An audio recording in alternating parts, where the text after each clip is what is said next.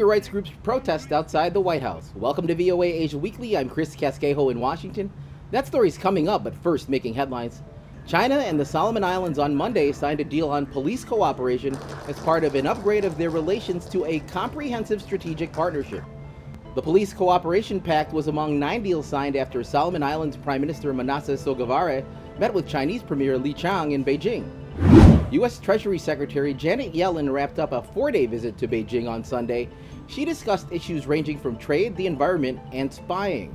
There appears to have been some progress, but Yellen said the two countries still have a way to go.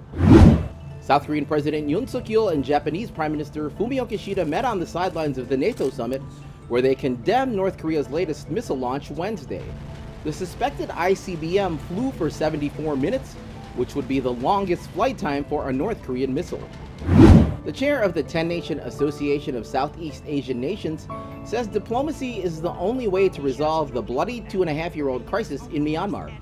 Indonesian Foreign Minister Retno Marsudi made the remarks Wednesday in Jakarta at the start of a second day of talks of ASEAN foreign ministers.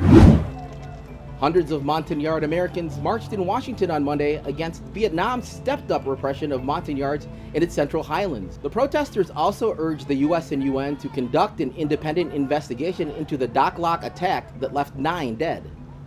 Uyghur rights groups in Washington are calling on governments worldwide to stand up to Beijing.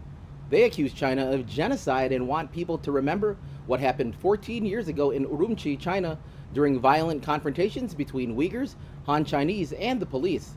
The rights groups say not much has changed. Graham Canwit reports for VOA. These Uyghurs in exile accuse China of arbitrarily detaining their loved ones and carrying out other human rights violations in the Uyghur homeland, which they call East Turkestan.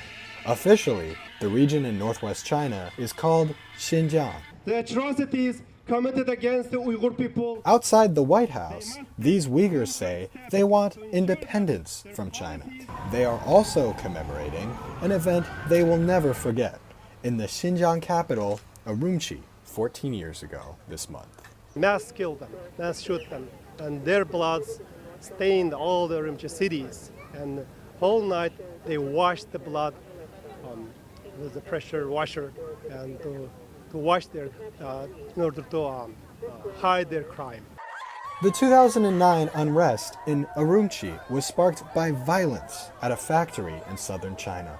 6 Uyghur men were accused of sexually assaulting 2 ethnic Han Chinese women, which led to brawling that left 2 Uyghurs dead. In Urumqi, Uyghurs took to the streets, demanding justice for the killings. Amanullah Kashgari says the Urumqi protest started peacefully. They wanted those criminals to be charged and a proper investigations to be carried out. However, instead of their voices being heard and sit down with the officials, they were brutally cracked down by the paramilitary. According to Chinese officials, nearly 200 people died, most of them Han Chinese. But Uyghur activists say that there were many more Uyghur victims, and that China's repression in their homeland continues to this day. Several countries, including the United States, have described China's actions as genocide. In a statement to VOA, Chinese embassy spokesperson Liu Pengyu describes people who call the region East Turkestan as separatist forces that undermine China's national unity.